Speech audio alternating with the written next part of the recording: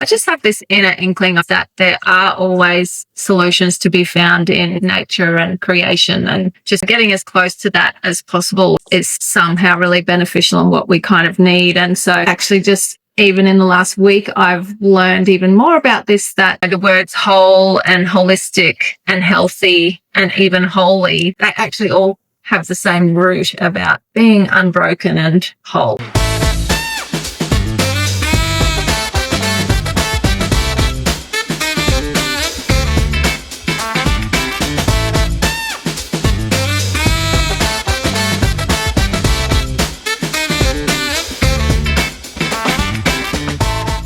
Hello and welcome to the Healthy Business Lab podcast, where we interview awesome allied health business owners to share their learnings, their insights in running and growing their practices. And today I'm super excited to introduce somebody that I've known for a number of years now, Crystel Poggioli from The Whole Child. Welcome to the podcast episode, Crystel. Thank you, Craig. I'm really excited to be here and catch up. Yeah, it's been a little while since we've spoken, but again, I'd love for you to share a little bit of your expertise and background, a little bit more about you and your business there at The Whole Child. Yeah, I'm looking forward to doing that. I guess I'm here at The Whole Child today, which we are a private practice that delivers mostly occupational therapy services to children and families. So like 0 to 18-year-olds-ish, we say. Up in Atherton Tablelands, a long way up north, about an hour and a half from Cairns, up the mountains. So not as hot as Cairns. Beautiful area of the world. I guess occupational therapy, OTs will know that we consider ourselves a holistic practice that considers the whole person. But I like to think that I've taken that to the next level with my passions for natural health,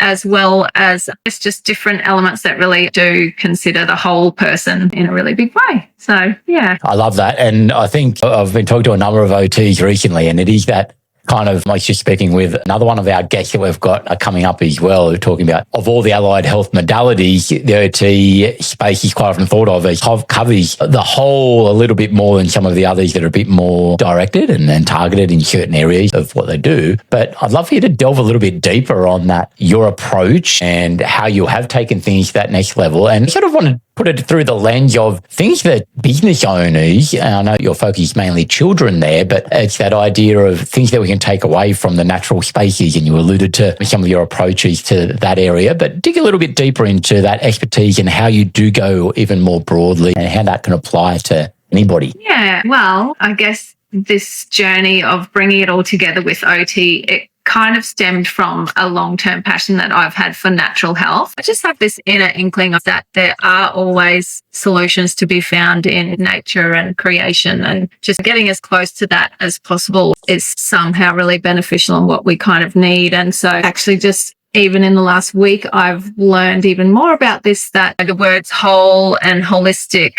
and healthy and even holy, they actually all have the same root about being unbroken and whole. And I think that's what we're really yearning for in a way, I guess. So for me, having a private practice grew out of this desire to kind of merge my OT skills with my passion for natural health, as well as my passion for really down-to-earth approaches with kids, like just getting down and playing with them. We do try to use nature therapy and nature-based or nature-inspired sort of therapy ideas when and where we can. We've just had, it kind of feels like we've had about 2 years of rain, so that's been a little bit harder, but sometimes we'll just get wet and go outside anyway and get wet, or we might bring the nature inside and use it in that way. But I guess for me, having a private practice has allowed me to bring that all together and keep learning as well. Something else that I've trained in is called gut and psychology syndrome. And that's all about healing and sealing the gut lining, and the health of our gut lining and our digestive system really links strongly to the presentation and the difficulties that we're having, whether it's related to a diagnosis or just dis-ease or,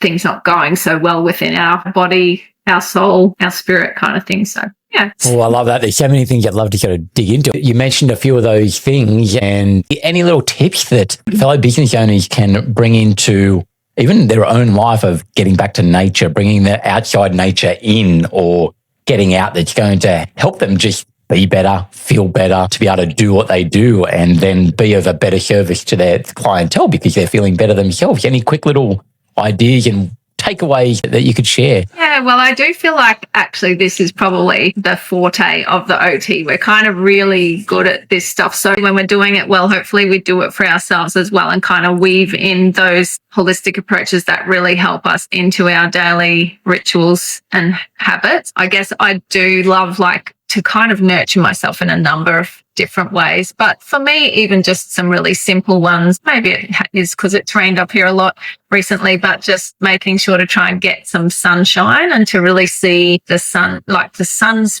really pretty amazing. We know that it discourages growth of yucky bacteria and stuff like that. So it's actually really amazing to get out and have some sunshine. Probably my greatest encouragement to people is to just keep on searching, to think of coming at things from a number of different angles and approaches. And for me, I love to just lean into what is the sort of simplest, most natural solution kind of thing. And I feel like kind of thought of this term like the wholeness weave, rather than a framework, it's just more like of an organic weave of kind of weaving in your ideas of things that help from many different angles. So that's brilliant. I love those two little points there. I know it's something, again, referencing a couple of chats, it's probably a nice alignment of speaking with you here, that sunshine side of things. We're a bit further south than the middle of winter, but the sun's been out, and it's like that feeling when you do get out, and quite often we can be stuck in our office, or the listeners will be stuck in the practice, wanting to see so many clients, but not taking that break and the time out and either getting natural light into the practice or just getting out and getting the sun onto the skin and those sorts of things. So that's a great little reminder of that. Yeah, I need to be reminded of it myself because I can forget too, Well, 100%. I like how you did say it's like these are things that I'm aware of. And I try to practice. We are all human as well. So again, even just verbalizing things sometimes makes it go, hey, he's front of mind. Here's how we can look after ourselves. Yeah. Then that notion of the wholeness weave, I love that, the visual, that as soon as you've said that, I was thinking of a tapestry and the interflowing threads that are in something like that. It's a lovely way to think of that. And it was what's the simplest way that I can do this? And what's the simplest or most natural way that I can do something? So is that something that you just consciously have imprinted, that, hey, a new thought process, a new something, a new idea, and then you just put that lens through it as a part of your standard process? To be honest, I'm actually working on a book at the moment. So there's been a lot of reflection. It's kind of like, I feel like I'm learning that when you're writing on a book, you really do think really deeply about what you're doing. And I've been working on the book for a couple of years. So I've only just recently kind of feel like I've brought it all together in that way. So the book's called Whole Child, Whole Family. And my initial idea was how do I figure out a framework? Because I feel like I'm often telling the people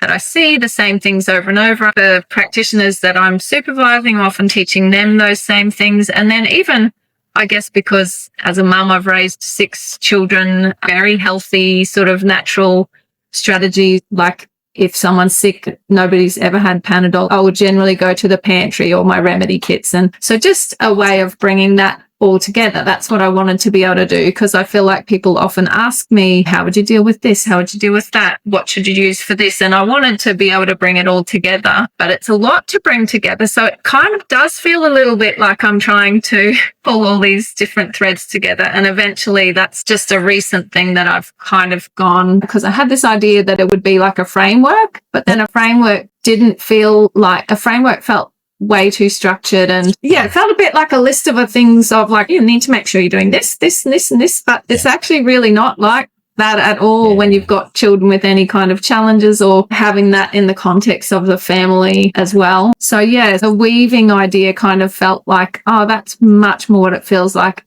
And then that does allow for there to be sometimes little loose strands that we just haven't got to that yet. The loose threads that needs to be shuffled a little bit. We're working on this little bit here. We're kind of linking that in here. Kind of felt like that was a lot more of what my practice feels like, and also my journey as a mum as well. And that's so good. And I think you started working. We love to hear of experiments that business owners have. And writing a book is just a form of an experiment. I'd love to hear other experiments in your business, in sharing what you do and growing it and serving your clientele there. What other sort of experiments have you gone through over the years that you've had some learnings from? I guess the things that come to my mind are some of the different approaches that we've learned about. And I don't know if people are listening, they won't be able to see this, but I'll just quickly swivel the camera this way because there's one approach that I got to learn, which is called sand play therapy, and they are all little symbols. We've got sand trays, so I'm careful not to step in sand while talking to you. So learning sand play therapy was a really cool, that opened up a different realm of therapy for me because we do a lot of mental health work. So that was a great area for me to learn, and I still use it a lot because a lot of that mental and emotional weight that people carry, it's not very easy to put into words. It's a type of therapy that doesn't really use talking. It's just really using those symbols to unpack things without thinking of it too rationally. That opened up a lot for me. And I guess probably my experiments in the practice have been driven by having clients with needs that I'm just aware that actually it's just like we're just not touching it really. We're not kind of getting where we need to get. I'm not really sure if we're really helping yet. And so that's kind of led me to different approaches. So sand play is a big one. Nonviolent communication is a big one. And collaborative proactive solutions is a big one. And GAPS, the gut and psychology syndrome. So probably for me, I love learning other people's approaches. And even in my book, I definitely wouldn't claim that I know everything. I probably hope that in the book that I'll also point to some of these other really fantastic approaches that have been such a help to us using those with families. And so a lot of the experiments I'm hearing is very much driven by the observation, the feedback loops that we're getting from the people that we're working with and kind of going, okay, there's got to be more to it here. So then it's the exploration phase that then you've gone through. What might actually work in this situation? And therefore you then sort of just work through of learning and experimenting to go, hey, is this working in this scenario? And then you just basically build on from that. Is that a fair approach, a fair comment around the approach that you generally take with your experiments? Yes. I think so, because I think our clients are definitely not a cookie cutter kind of thing, that I can do something with this child and that a child coming to me with similar issues, that I can do the same things and it's going to work. Sometimes I've even tried that with siblings and have it absolutely fall completely. It will be the same issues, but the next sibling, I've tried it and just gone, oh, okay. I can just tell from the look on their face, this has missed the mark big time, definitely. So it's an ongoing journey of discovery, and which is really fantastic. And yeah, it's great when you do find things that are keys to break through. And that sort of covered off, I love that approach with the delivery side of the business. We'll touch more on getting the outcomes for the clients as well. But then as far as then evolving and growing your practice so that you can serve more people and have more impact in your local area up there, what sort of other experiments have you done on the business side of things? Knowing you for a while, I know you've done a couple of really cool ones. And again, your people side of growing your team has been an interesting evolution. Yeah, definitely. Because I'm a mum of 6 and we've homeschooled. So my business literally started like at a little desk next to the fridge. And then the desk got too full. So the desk had to move into the lounge room. Kind of just kept expanding and expanding. And probably the biggest experimental change for me was employing staff. And that was kind of someone who's still with me, Sarah. She's absolutely brilliant OT, and she was moving here from Mount Isa and was looking for a job in pediatrics. And I remember she reminds me that I said to her, I'm not sure if I would have enough work to employ anybody. Like, I've got a little waiting list, but I'm not sure if I can sustain it. And my family need to be able to eat. So I'll try and we'll see how we go. And she reminds me of that because that was only 6 years ago. And I thought I might have to employ her part-time, but I have employed her full-time. That was a big learning curve. And so we now have a small team of amazing practitioners. Sarah and I got to design and fit out a purpose-built clinic, which is really, I guess, another experiment. And that's been fantastic. We're lucky enough to be very close to a creek and state forest, so we can access that area. We've got also a garden and a caveat in another area. We've got a few areas where we can kind of be outside, another area where we can get really messy with the kids. And I have to tell you a secret here, that it's actually the other OTs that love to get really messy. I love being outside in nature, but they just love slimy, yucky things. And I'm like, oh, do we really have to do slime? Do we really have to do really gross stuff? But anyway, the kids love that and they love doing that. So messy play, arty sort of creative therapies. When I did start employing people, I wanted it to be a place that felt like their dream job, because I remembered in my career having jobs that I felt like I was a bird put in a cage with my wings tied up, and I couldn't really do the things that I thought would be helpful. And there was a lot of constraints. And I remembered how different it felt when I had a private practice and could do the things that I thought, had the freedom to do the things that I thought would make a difference. That has always been for me a really huge thing, that I want it to be their dream job where they get to bring their passions in. It's not just my ideas and we'll do it Crystel's way. They're going to do the things that they love to do, which is sometimes things like slimy and messy and like that. And again, if I'm that like, works, I don't want to do that sort of therapy, but they love that. And so we've made spaces for those sorts of things. yeah, for team members to do what works for them and how they go about it. And I guess I'd love to delve into that a little bit more. Obviously, where you're located, being able to get, as you have grown, being able to get team members on board and getting lists grow and being able to then service that need that you've got awareness in the region up there for the amazing work that you do. I know you've done some experimenting in how you've recruited as well, trying to get those quality team members. Yeah, definitely. The Atherton Tablelands is an incredible place, actually. It's the type of place where people will often say, we travelled around Australia and then we came here and we thought, I want to live here. So it's that type of place. It's actually pretty cool in our community. There are lots of people who have expertise in their field, like they're world class or the best in Australia in many, many different fields. It's quite an incredible place. But if you don't know that, it's very hard to convince someone to move here from a city. So recruitment is difficult Australia-wide, I would say. I was very lucky in that Sarah, that was her plan along with her husband. They had gone to Mount Isa with the plan of saving up to come and live in Atherton, and that's what they wanted to do. But after that, I guess the more OTs, it's like the more work we do, the more demand we create. And so we've created a waiting list and we wanted to look for more people. So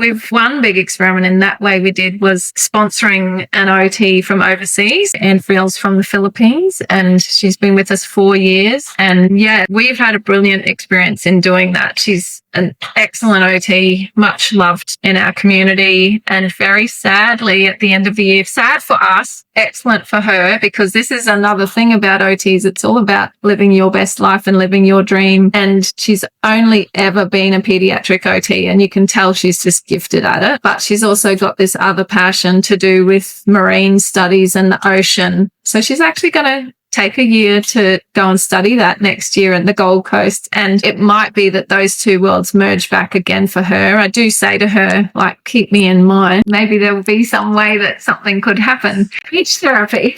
And opportunities. I guess what I'd love to just circle back there as far as, it's a big commitment and it's a big experiment. How did you find the process of working through something like that? Because again, you're saying what we were talking about before, you see a need, you see a gap, there's a challenge. How do we approach that? And you've looked at something a little bit differently because you want to be able to serve more and more people. What did you learn from that experience of recruiting different to probably 90% of OT businesses Australia-wide are looking at? Well, actually, I'm just in the process. I've just started again because we know that Friel's leaving and a couple of our team are having babies, which is lovely. So we're in the process of recruiting a male OT and his wife to come from Bangladesh. I'm kind of reminded of all of the process that there is a lot of paperwork and it's also not cheap. It's an investment. And one of the biggest things I think we found was that it's a little bit, I guess for me, maybe the age that I am, it feels a little bit like having an adult foster child because you've got to teach them everything about living in Australia. So we taught Anne Friel how to drive. That was quite a hilarious experience. She went driving with my mum and she came back and she said, Crystel, your mum just kept saying, go faster,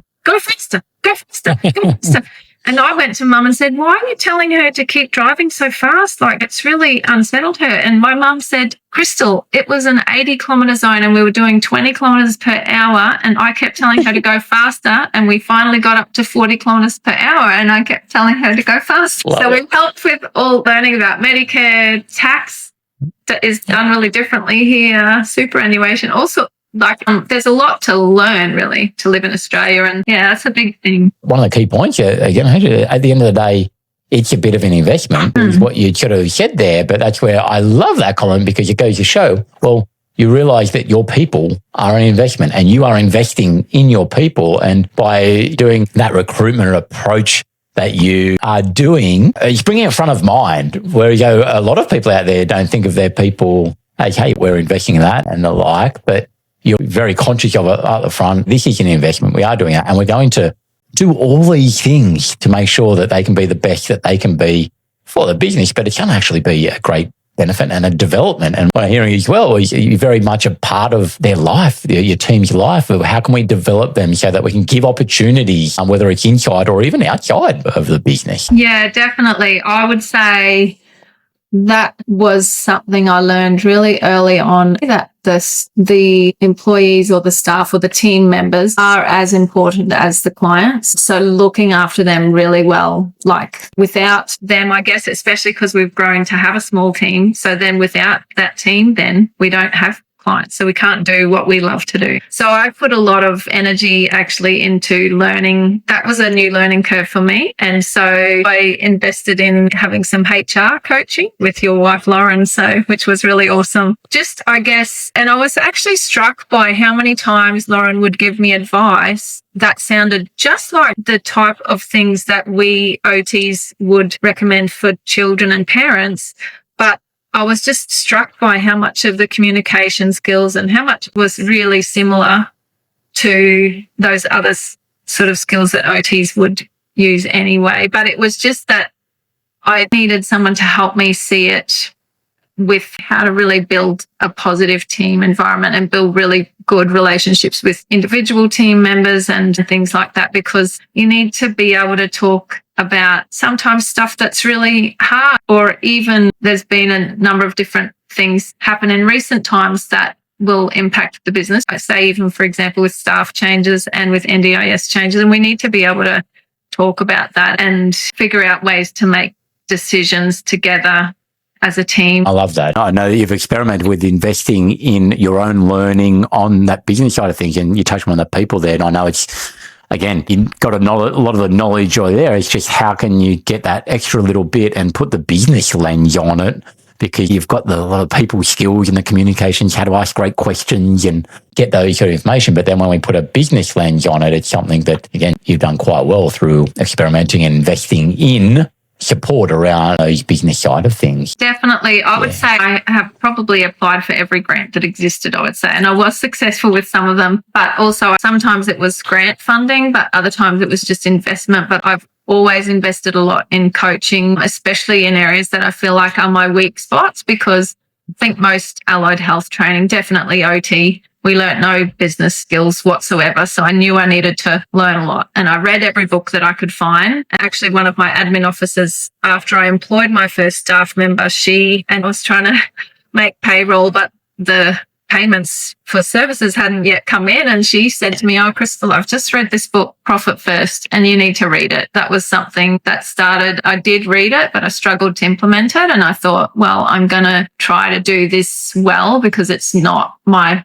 forte. It's not, numbers are not really an aspect of the business that I really enjoy looking at. Well, at that time they weren't. Actually, these days, I find it fun. That's thanks to lots of time spent together and figuring out ways to make it feel less stressful and to just feel like an easier thing to look at the numbers. Yeah, I love that. And that's obviously how we got connected back in the day, all those many years ago, that I alluded to earlier on, for those watching the Profit First book over my shoulder there. But again, it's a testament to yourself of evolving, growing, wanting to learn, with the end outcome of going, how can I look after more people? How can I have a more impact? How can I sustainably grow a practice? And again, you've experimented, you've tweaked, you've refined, and even the stuff that we've done on our financial side, and I know some of the people stuff you've done, it's just been that evolution.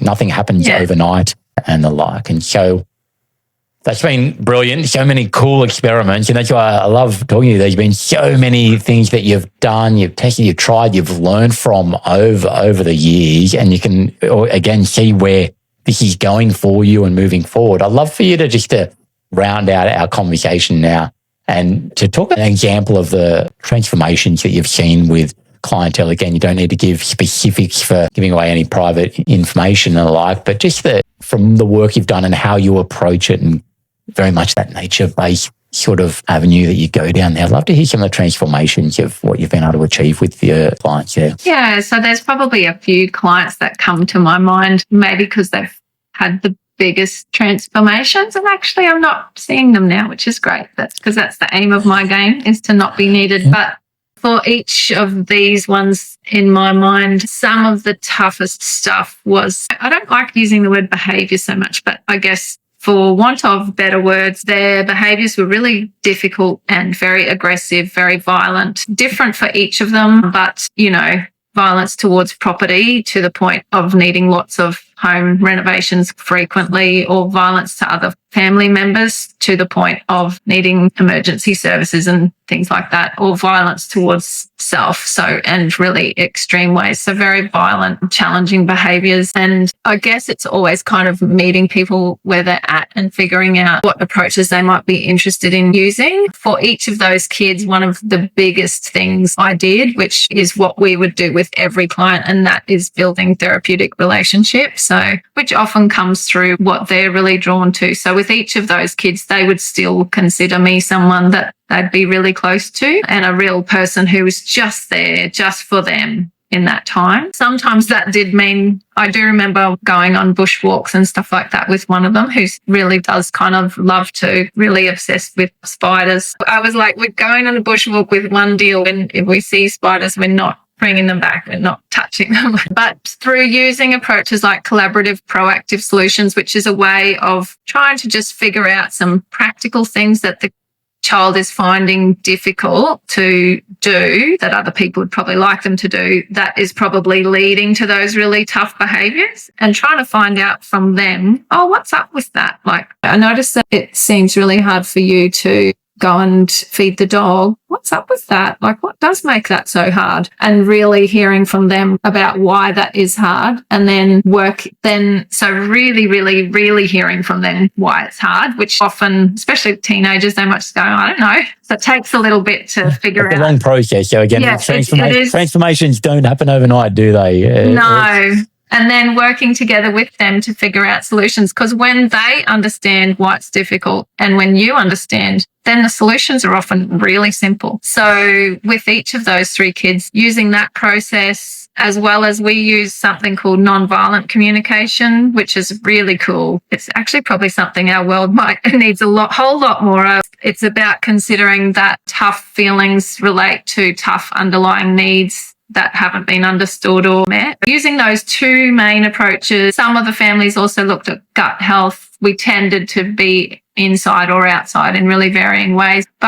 All three of those kids saw really big transformation. One of them, it was just from 1 week till the next. Stop destroying the house, literally. So it's that powerful that once you've implemented these strategies, that you can literally go from destroying the house to, oh, okay, we're not destroying the house now. Like, could we look at handwriting or something like that? Giving me goosebumps, because a couple of minutes ago you said transformations don't happen overnight, and I'll claim that we can overnight, but 1 week to go from that sort of experience.